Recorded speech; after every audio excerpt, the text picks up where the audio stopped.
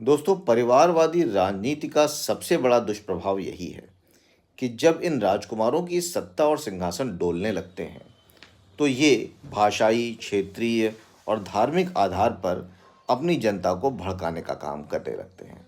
हाल में ये काम कर रहे हैं मिस्टर स्टालिन, जिन्होंने हिंदी भाषा के विरोध का जिम्मा उठा लिया है।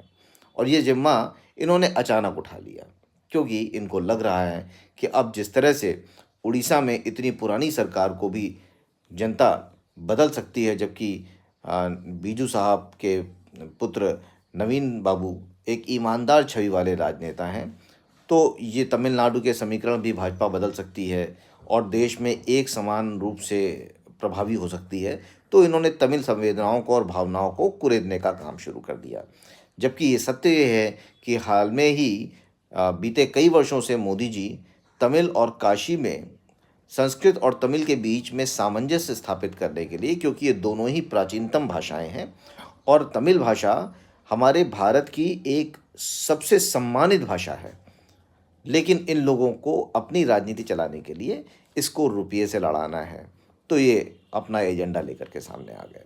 दोस्तों, जब कोई भी राजनेता संवैधानिक दायित्व का पदभार लेता है, तो भारत की एकता, अखंडता और संप्रभुता बनाए रखने के लिए शपथ लेता है। और ये घटना या ये हरकत भारत की अक्षुण्णता और संप्रभुता के ऊपर सीधा प्रहार है, और इस प्रहार को सरकार को ऐसे ही लेना चाहिए।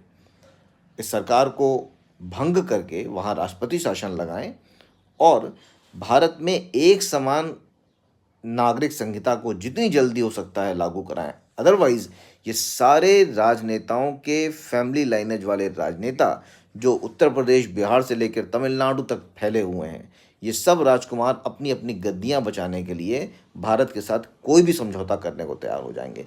स्टालिन बाबू, याद रखना कि भारत का जो सुप्रीम कोर्ट है ना, उसका भी आदर्श वाक्य है, यतो धर्मस् ततो जयः। भारत सत्यम शिवम सुंदरम से लेकर के सत्यमेव जयते की अवधारणा को लेकर के चलता है। वहाँ पे कोई अलग अलग भाषाओं से नहीं आता, भाषा हमको एक सूत्र में बांधती है। अब ये अलग अलग सूत्रों में बिखर कर फिर अंग्रेजी के पक्ष में चले जाएंगे। आपने ईसाई धर्म अपना लिया, विदेशी धर्म अपना लिया, इसका मतलब ये नहीं कि हम भी कोई विदेशी भाषा अपना करके अपना फिर वही दमन कराते रहें जो प्राचीन काल से हमारा होता चला आ रहा है। इसलिए सरकार से अपेक्षा है कि इस पर कड़ी कार्रवाई करके इनको इनके होश ठिकाने लाने का काम करेगी। जय हिंद, जय भारत।